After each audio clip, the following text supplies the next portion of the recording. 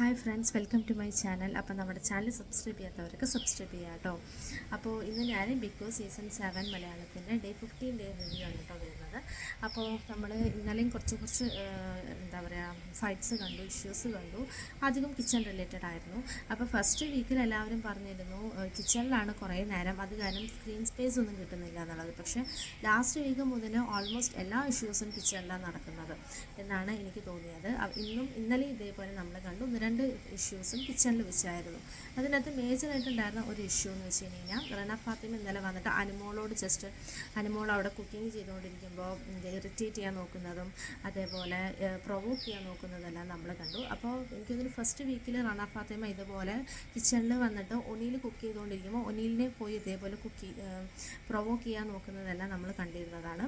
അപ്പോൾ may be ചിലപ്പോൾ റന ഫാത്തിമയ്ക്ക് കുറേ സ്ക്രീൻ സ്പേസും ഇതും കിട്ടാൻ വേണ്ടിയിട്ടായിരിക്കാം കിച്ചണിൽ വന്നിട്ട് ഇതുപോലെ ചെയ്യുന്നത്. അപ്പോൾ ഇന്നലെ അനുമോളോട് ചപ്പാത്തിക്കള്ളി എന്ന് വിളിച്ച് പറയുന്നതും എന്താ പറയുക വെറുതെ ആവശ്യമില്ലാണ്ട് പ്രൊവോക്ക് ചെയ്യുന്നതെല്ലാം നമ്മൾ കണ്ടു. പക്ഷേ എന്താ പറയുക ആസ് യൂഷ്വൽ സാധാ പോലെ തന്നെ അനുമോൾ ഇത് കേട്ടതും തന്നെ കരഞ്ഞുകൊണ്ട് അവിടെ നിൽക്കുന്നതും കണ്ടു. അപ്പോൾ ഇനി നമുക്ക് എന്ത് ഇങ്ങനെ പ്രൊവോക്കും എന്ത് ഇഷ്യൂസ് വന്നാലും നമുക്ക് എക്സ്പെക്റ്റ് ചെയ്യാൻ പറ്റും അനുമോൾ കരയുന്നത് തന്നെയായിരിക്കും. കാരണം ഓൾമോസ്റ്റ് എല്ലാ ദിവസവും അനുമോളിൻ്റെ ഒരു കരച്ചിൽ നമുക്ക് ബിഗ് ബോസിൽ കാണാൻ പറ്റുന്നുണ്ട്. പിന്നെ വേറൊരു ഇഷ്യൂ നമ്മൾ കണ്ടത് കിച്ചണിൽ തന്നെയാണ്. എന്താ നവീനും അതേപോലെ തന്നെ ജിസയിലും കുക്ക് ചെയ്തുകൊണ്ടിരിക്കുമ്പോൾ അനുമോൾ വന്ന് ചോദിക്കുന്നുണ്ട് കിച്ചൺ ടീമിലല്ലാത്ത ആൾക്കാർ എന്തിനാണ് കുക്ക് ചെയ്യുന്നതെന്നെല്ലാം എന്താ പറയുക ജിസയിലിനോട് ഇവർ വന്ന് ചോദിക്കുന്നുണ്ട്.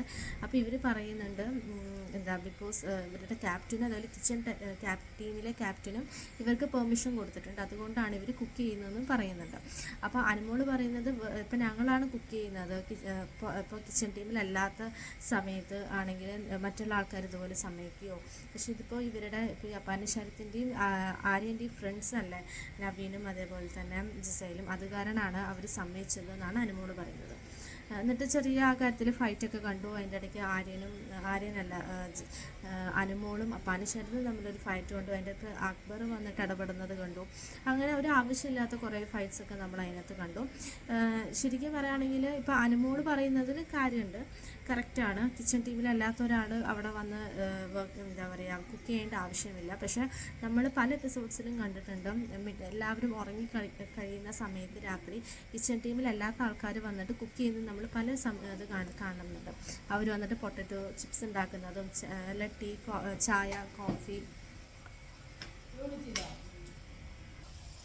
ചായ കോഫി ഇതെല്ലാം ഉണ്ടാക്കി കുടിക്കുന്നത് നമ്മൾ കാണാറുണ്ട് കിച്ചണിൽ.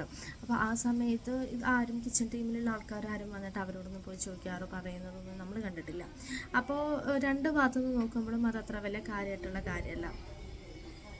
പിന്നെ നമ്മൾ വേറെ കണ്ടത് മെയിൻ ആയിട്ടുള്ളത് നമ്മുടെ എലിമിനേഷൻ ടാസ്ക്കാണ്. അപ്പോൾ എല്ലാവരും നോമിനേറ്റ് ചെയ്തിട്ടുണ്ട്. അപ്പോൾ എനിക്ക് ഏറ്റവും കുറച്ച് എന്താ പറയുക നന്നായി തോന്നിയത് അനീഷിനെ ഒരാൾ പോലും നോമിനേറ്റ് ചെയ്തിട്ടില്ല. എനിക്കതിന് ഫസ്റ്റ് വീക്കിൽ അല്ല സെക്കൻഡ് വീക്ക് മുതൽ അനീഷിന് ഓൾമോസ്റ്റ് കുറേ വോട്ട് കിട്ടിയിരുന്നു, ബാക്കി എല്ലാവർക്കും കിട്ടിയിരുന്നു. പക്ഷേ ഇത്തവണ അനീഷിന് ആർക്കും വോട്ട് ചെയ്തില്ല. കുറേ ഇഷ്യൂസ് അനീഷ് കാരണം കൈനാച്ചുണ്ടായിട്ടുണ്ടെങ്കിൽ പോലും ആരും അത് മനസ്സിൽ വെച്ചിട്ട് അനീഷിനെ വോട്ട് ചെയ്തില്ല. അത് അനീഷിൻ്റെ വലിയൊരു എന്താ പറയുക അനീഷിനെ എല്ലാവരും അക്സെപ്റ്റ് ചെയ്തു ഉള്ളതിൻ്റെ ഒരു സിമ്പിളായ പോലെ എനിക്ക് തോന്നി. പിന്നെ കുറേ പേർക്കൊക്കെ ഒരു വോട്ടൊക്കെ വെച്ച് കിട്ടിയിട്ടുണ്ട്. പിന്നെ ഒരു വോട്ടൊന്നും ആരും കൗണ്ട് ചെയ്യില്ലല്ലോ. അപ്പോൾ അത് കാരണം കുറേ പേര് ഇത്തവണത്തെ എലിമിനേഷനിൽ വന്നിട്ടില്ല. അപ്പോൾ അതാണ് എനിക്ക് എന്താ തോന്നിയത്. കുറേ പേരൊന്നും എലിമിനേഷനില്ല, പക്ഷെ എന്നാലും അത്യാവശ്യം ആൾക്കാരുണ്ട്. അപ്പോൾ നല്ലതായിരുന്നു. പിന്നെ വേറൊരു ഇത് നമ്മൾ മെയിൻ കണ്ടത് സരികയും ഷാരികയും തമ്മിലൊരു ചെറിയ ഇഷ്യൂ ആണ്. നമ്മൾ ഇന്നലെ കണ്ടു ഷാരികയുടെ ചെറിയൊരു ഇൻ്റർവ്യൂ പോലെ നമ്മൾ കണ്ടിരുന്നു, ഒരു റാം ഫയർ പോലെ സരികയായിട്ട്.